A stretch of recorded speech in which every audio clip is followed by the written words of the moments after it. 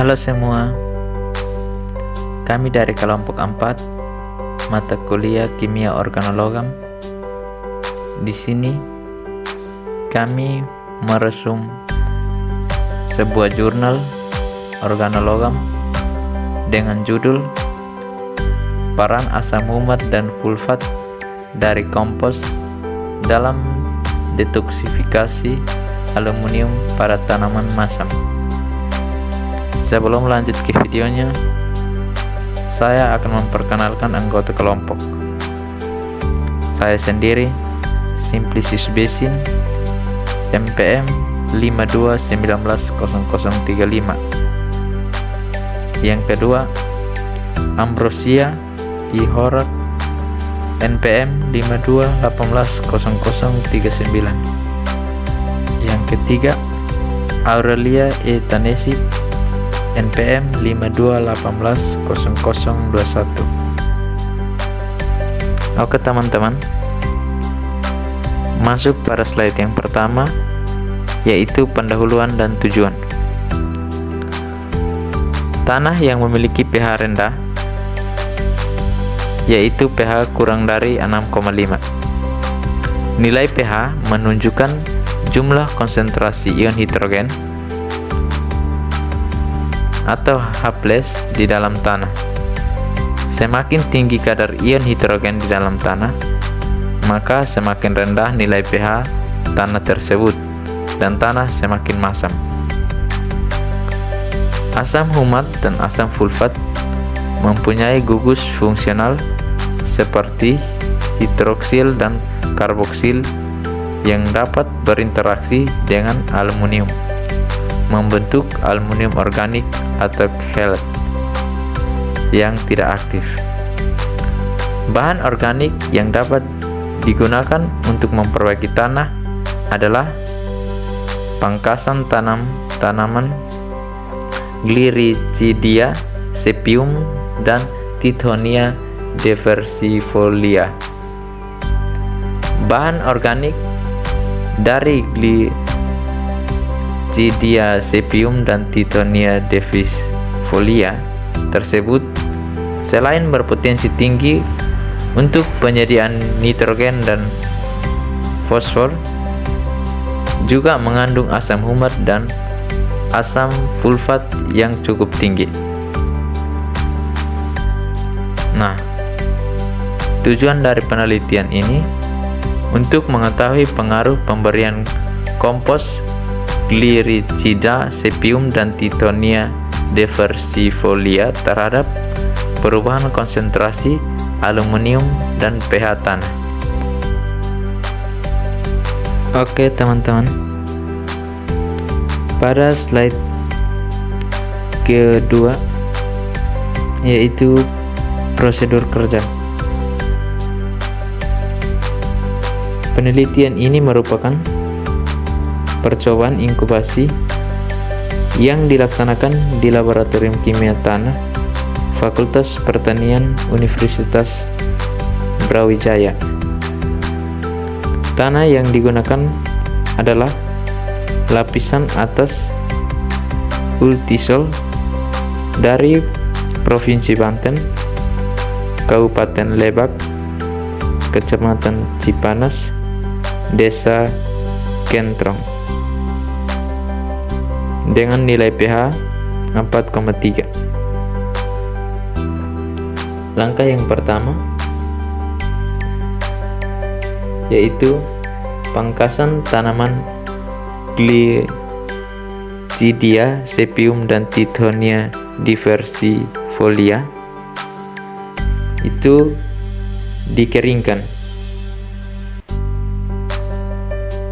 kemudian dijadikan kompos menggunakan dekomposer selama 1 bulan.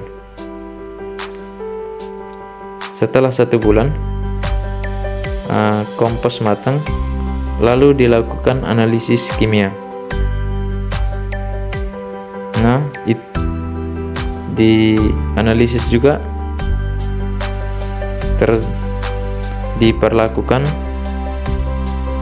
7 perlakuan. Nah, ini sudah diuraikan, teman-teman bisa bacakan. Yang berikut hasil dan pembahasan. Yang pertama, perubahan kandungan AL, yang dimana pada diagram pertama ini menunjukkan waktu inkubasi per hari. Nah, penurunan tajam kandungan AL DD pada perlakuan HG, HT, dan FG terjadi pada hari ke-10 setelah inkubasi sampai hari ke-45. Pada KT dan KG, penurunan kandungan ALDD secara tajam pada hari ke-20 sampai 90. Namun demikian, reaktivitas asam sulfat terhadap AL nampaknya lebih tinggi dibandingkan asam umat. Hal ini terjadi karena asam sulfat mengandung gugus karboksil, fenolik, dan total kemasam yang lebih besar dibandingkan dengan asam umat. Nah, yang berikut diagram kedua ini menunjukkan perlakuan HT yang mencapai maksimum pada hari ke-30 yaitu min 19,66%, sedangkan perlakuan HG mencapai min 18,23% yang maksimum mencapai pada hari ke-45. Penurunan ALDD akibat pemberian kompos gliricidia atau KG atau kompos titonia atau KT mencapai maksimum pada hari ke-45 yaitu min 18,57% KT dan min 20,93% KT.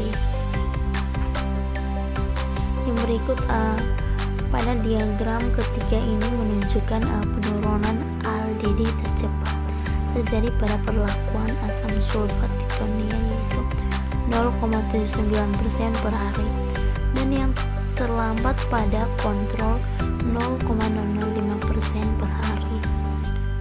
Ditinjau dari konstanta kecepatan penurunan kandungan ALDD tersebut, dapat dinyatakan bahwa secara umum kompos titonia beserta asam umat dan asam sulfatnya lebih cepat menurunkan ALDD dibandingkan dengan kompos gliricidia beserta asam umat dan asam sulfat. Yang berikut dua, perubahan kandungan alkenat, yang dimana pada diagram pertama ini menunjukkan waktu inkubasi per hari yang menurunkan kelarutan ALDD. Pemberian asam umat disebabkan oleh terbentuknya senyawa kompleks organometal alkena antara asam umat tersebut dengan AL. Yang berikut diagram pada diagram ini menunjukkan pola peningkatan kandungan alkenat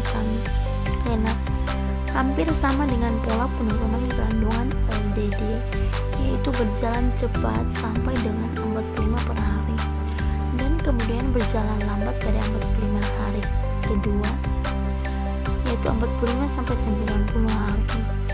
Oleh karena itu, sepertinya hal pada kandungan ALDD, pemberian kompos mempunyai pengaruh jangka panjang, sedangkan asam umat dan asam sulfat mempunyai pengaruh jangka pendek terhadap peningkatan alkena. Yang ketiga, perubahan pH tanah. Grafik di atas dapat menunjukkan bahwa pH tanah tertinggi dicapai oleh perlakuan FT atau asam sulfat titonia pada hari ke-90 yakni 5,71 dengan pH 4,3. Pada kontrol hampir tidak terjadi perubahan selama 90 hari, sementara perlakuan bahan organik, asam umat dan asam sulfat menaikkan pH berkisar dari 5,40 sampai dengan 5,71. Hal ini terjadi karena menurunnya aktivitas ALDD. Kemudian grafik yang berikut dapat kita lihat bahwa hal ini diduga terkait dengan perubahan kondisi lengas tanah yang tidak teramati pada saat percobaan berjalan. Kenaikan pH maksimum dicapai pada hari ke-20 untuk semua perlakuan. Tetapi kenaikan pH akibat perlakuan asam lemak dan asam sulfat dari Gliricidia titonia lebih besar dibandingkan perlakuan kompos Gliricidia titonia. Perlakuan asam lemak dan asam sulfat tidak menyebabkan perubahan pH setelah hari ke-45, sementara perubahan tetap terjadi. Oke, baik, yang berikut kesimpulan. Penambahan kompos Gliricidia sepium dan titonia diversifolia serta asam lemak dan asam sulfat dari kompos tersebut mampu menurunkan ALDD, kemudian menaikkan AL heklat dan menaikkan pH tanah. Penurunan ALDD berkorelasi erat dengan perubahan pH tanah, tidak selalu berkorelasi dengan perubahan konsentrasi AL. Penurunan ALD tertinggi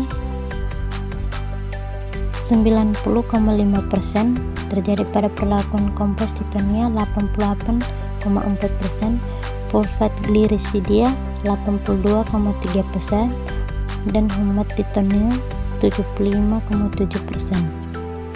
Penurunan kandungan ALDD kemudian menaikkan AL heklat dan kenaikan pH tanah berjalan cepat pada 45 hari pertama, kemudian berjalan lambat pada 45 hari kedua.